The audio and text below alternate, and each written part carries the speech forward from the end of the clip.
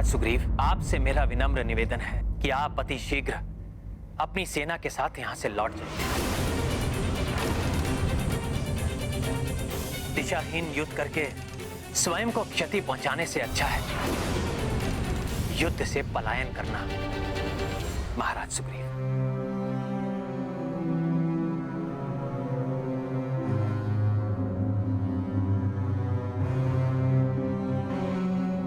प्रभु, मैं संपूर्ण वानर सेना की ओर से आपसे क्षमा मांगता हूं।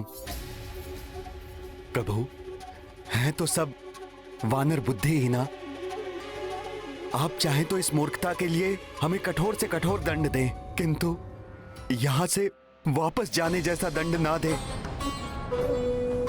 यहां से वापस जाने से अच्छा तो होगा कि हम अपने जीवन का अंत कर दें। प्रभु, प्रभु, हम अपनी देह का त्याग कर सकते हैं, परंतु आपको इस प्रकार छोड़कर नहीं जा सकते। प्रभु, नहीं जा सकते, नहीं जा सकते प्रभु।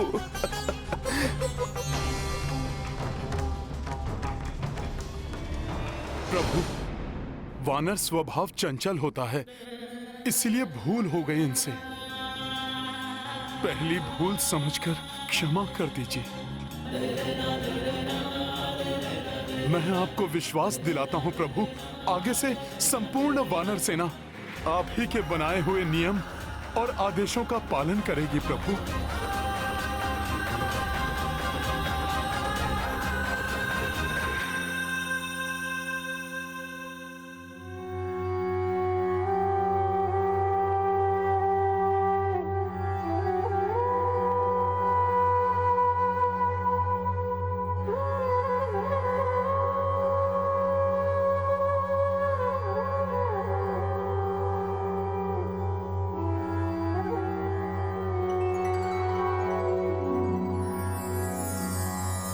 हे राम, आप दया के हैं सागर, हम मूढ़ बुद्धि सब भालो वानर।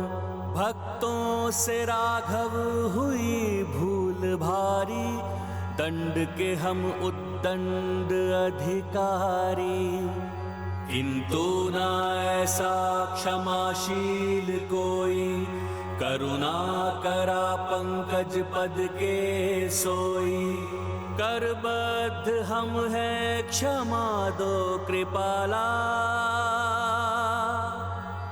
हे दीन बंधु दीन दयाला। श्री राम जय राम भज मन, जय नाथ निर्गुण पाप निकंदन।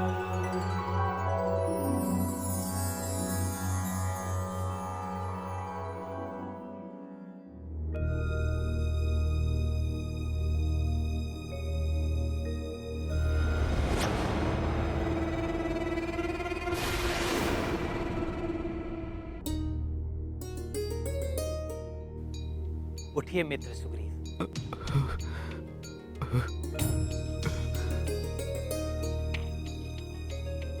आप सबको प्रतीत हो रहा होगा कि मैं कुछ अधिक ही कठोर हो गया हूं। इस युद्ध को विजित करने के लिए और अपने सैनिकों के जीवन को अनावश्यक हानि से बचाने के लिए हमें कठोर नियमों एवं अनुशासन का पालन करना आवश्यक है।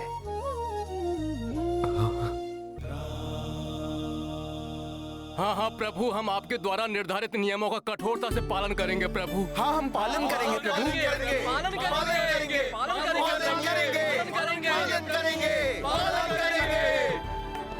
उचित है। तो अब हमें कल होने वाले युद्ध के लिए नियम एवं रणनीति का निर्धारण कर लेना चाहिए। श्री रामचंद्र की जय, श्री रामचंद्र की जय, जय श्री राम, जय श्री राम। विभीषण जी, आप तो रावण के बारे में सब जानते हैं, आप ही बताइए सर्वप्रथम वो क्या करेगा, कौन होगा उसका प्रथम लक्ष्य?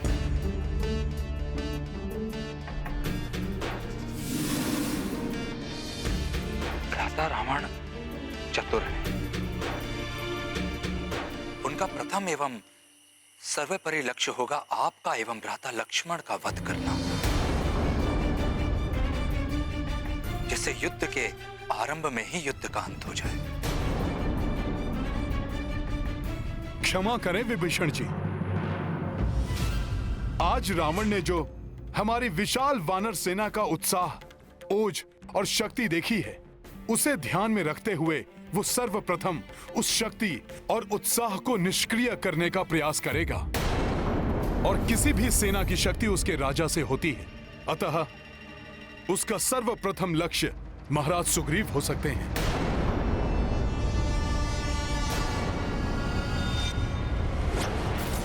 सुग्रीव ही होगा हमारा प्रथम लक्ष्य।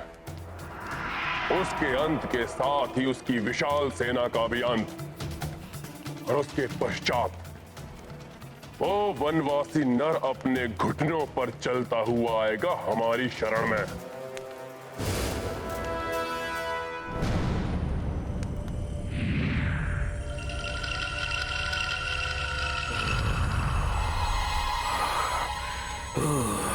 हे दो जीवा,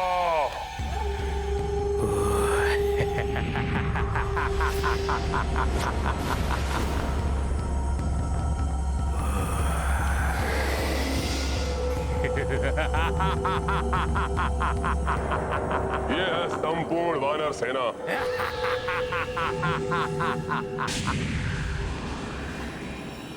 आप चिंतित ना हो महाबली, मैं स्वयं जाऊंगा उस सुग्रीव का अंत करने।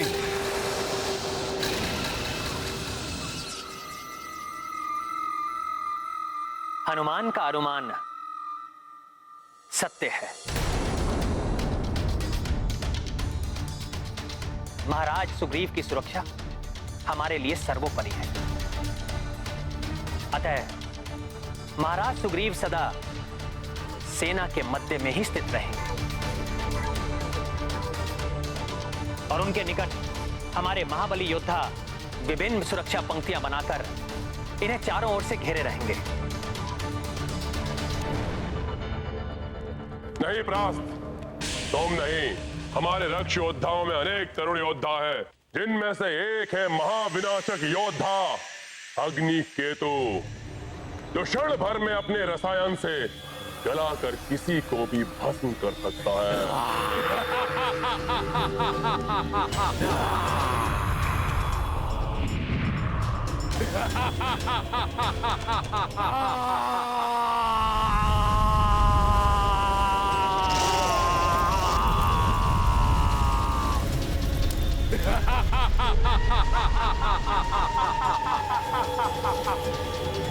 ये अग्निकेतु उन सभी वानरों को पिघलाकर भस्म कर देगा जो सुग्रीव की सुरक्षा में लगे हुए हैं।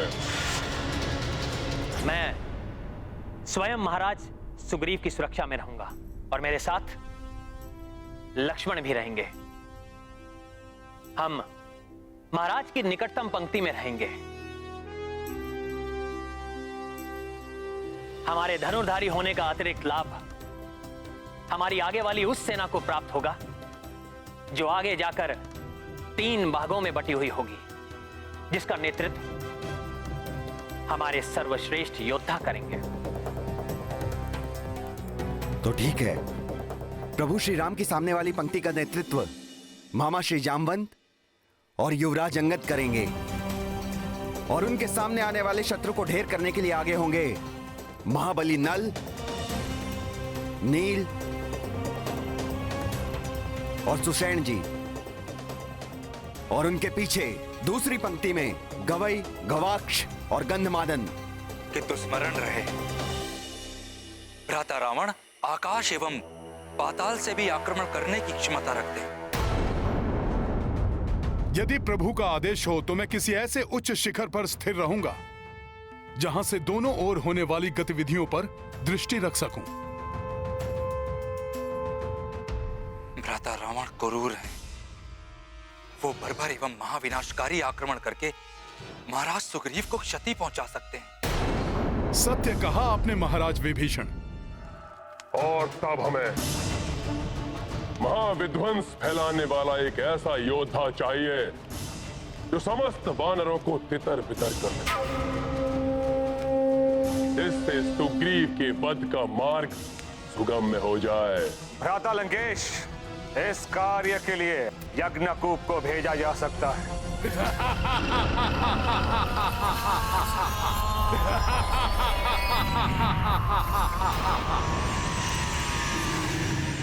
यज्ञकूप के भीषण चिंगाड़ की उठने वाली तरंगे इतनी घातक हैं कि निकट में खड़े हुए बड़े से बड़े योद्धा के कंठ फट जाते हैं।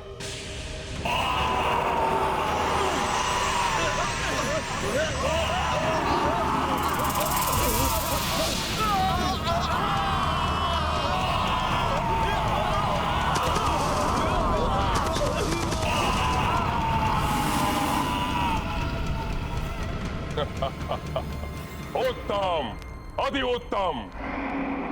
यज्ञकूप को उचित समय पर हम आक्रमण के लिए भेजेंगे, जिससे कि समुचित रूप से ध्वंस हो सके इन वानरों का। अब प्रश्न यह उठता है कि कल होने वाले युद्ध का नेतृत्व इस महाबली योद्धा को सौंपा जाए। वैसे तो सेना के नेतृत्व के लिए भ्राता कुंभकर्ण ही भ्राता रावण का प्रथम चुनाव हो सकते थे, क्योंकि वो महाशक्तिशाली महाविनाशकारी शक्तियों से संपन्न है। किंतु वो इस समय इंद्रमग्न होंगे।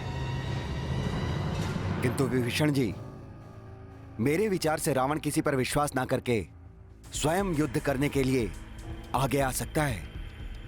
नहीं, जब तक अति आवश्यक नहीं होगा, रावण स्वयं को संकट में नहीं डालेगा।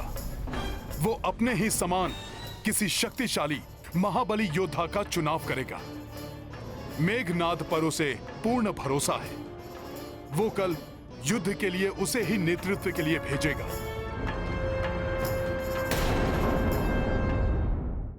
मेरे प्रिय पुत्र मेघनाद, कल युद्ध में सेना का नेतृत्व तुम करोगे।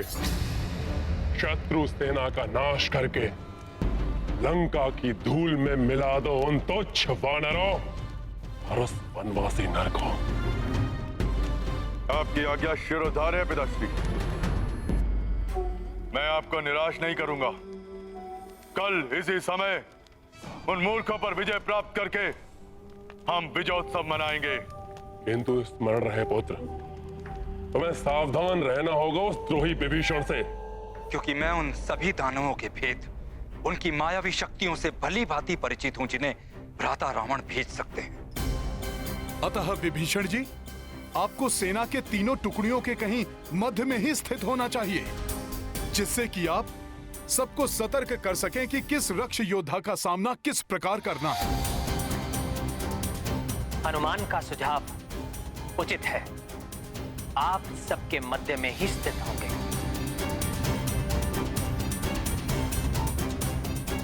सत्य है पिताश्री। मैं अपने साथ महाबली महामायावी योद्धा आक्रांता को ले जाऊंगा। काका श्री विभीषण को भी इस विषय में कुछ ज्ञात नहीं। मुझे भी कुछ ज्ञात नहीं है आक्रांता के बारे में युवराज,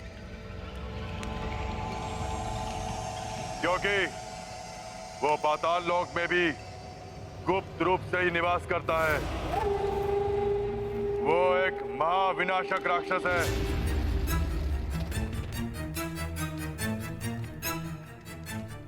क्योंकि उसकी देह में प्रचंड ज्वाला है जो सदैव धधकती रहती है।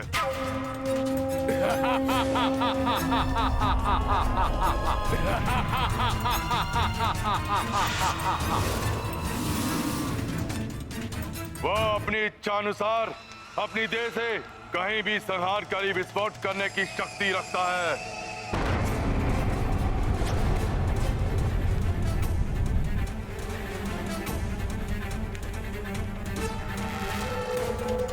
अर्थात मात्र उसको एक ही बार प्रयोग किया जा सकता है, क्योंकि विस्फोट होने से उसकी देह टुकड़ों में विभक्त हो जाएगी। नहीं काका महापाश, उसमें एक विचित्र अकल्पनीय शक्ति है। इसके देह के टुकड़े होने के बाद स्वतः ही पुनः स्थापित हो जाते हैं।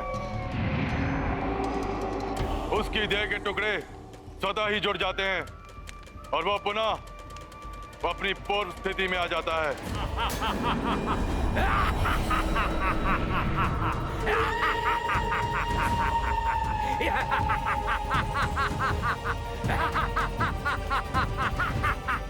हाँ पिताश्री, कल के युद्ध में अक्रांता ही मेरा प्रमुख शस्त्र होगा। तो कल प्रातःकाल सूर्योदय के साथ ही उन वानरों के जीवन की उल्टी गणना आरंभ हो जाएगी। कल ही समाप्त कर देंगे हम उन तुच्छ वानरों को।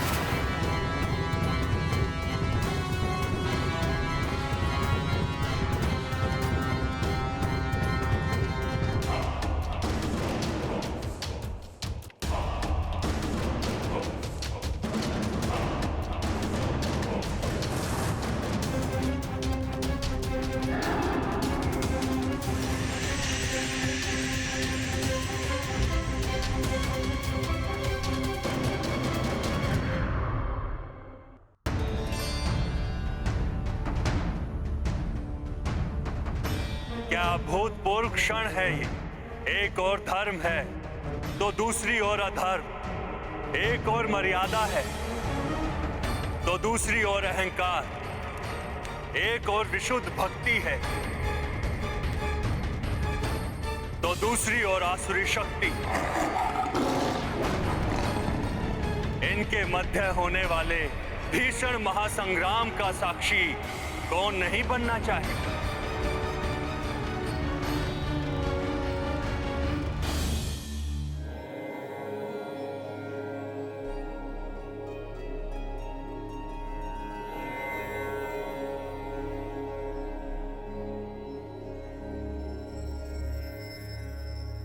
क्या सोच रही हैं देवेश्वरी कि सदैव ध्यान योग में लीन रहने वाले महायोगी भी अपना ध्यान छोड़कर इस महासंग्राम को इतनी रुचि से क्यों देख रहे हैं? ये कोई साधारण संग्राम नहीं है देवेश्वरी। पाप और पुण्य के मध्य होने वाला ये धर्मयुद्ध संसार के लिए बहुत ही निर्णायक सिद्ध होने वाला है। देखिए ना, एक ओर मेरे आराध्य श्री राम है और दूसरी ओर मेरा ही महाभक्त रावण है। और इस युद्ध को निर्णायक मोड़ देने वाले भी तो मेरे ही रुद्रांश हनुमान है। ऐसे युद्ध को तो आप भी पूर्ण रुचि के साथ देखना चाहेंगी देवी।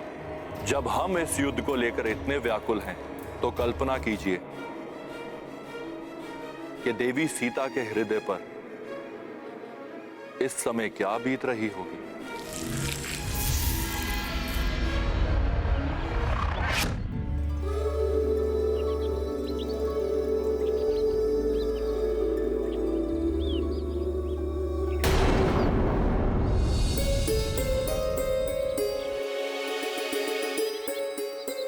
मेरा मन भी उद्विग्न है अनला। कभी मन कहता है कि प्रभु शीघ्र यहाँ आकर दुष्ट लंकेश का संहार करके मुझे यहाँ से ले जाएंगे, तो कभी मन आशंका से भर उठता है कि कहीं कोई अनिष्ट ना हो जाए। इस युद्ध का एक एक पल मुझे व्याकुल कर रहा है अल्लाह। ये युद्ध मात्र सीता की मुक्ति के लिए नहीं, अपितु अधर्म के चंगुल से धर्म की मुक्ति है इसका उद्देश्य। युद्ध विनाशकारी होता है, इसलिए मैंने उसे टालने का पूर्ण प्रयास किया, किंतु पाप कर्मों से कांपती हुई धरा का संतप्त हृदय पापियों के रुधिर से ही शांत होगा। अब बस प्रतीक्षा है तो सूर्य देव के उदित होने की। उनकी प्रथम किरण का दर्शन उद्योष होगा पापी रावण और उसके कोटि कोटि राक्षसों के अंत का।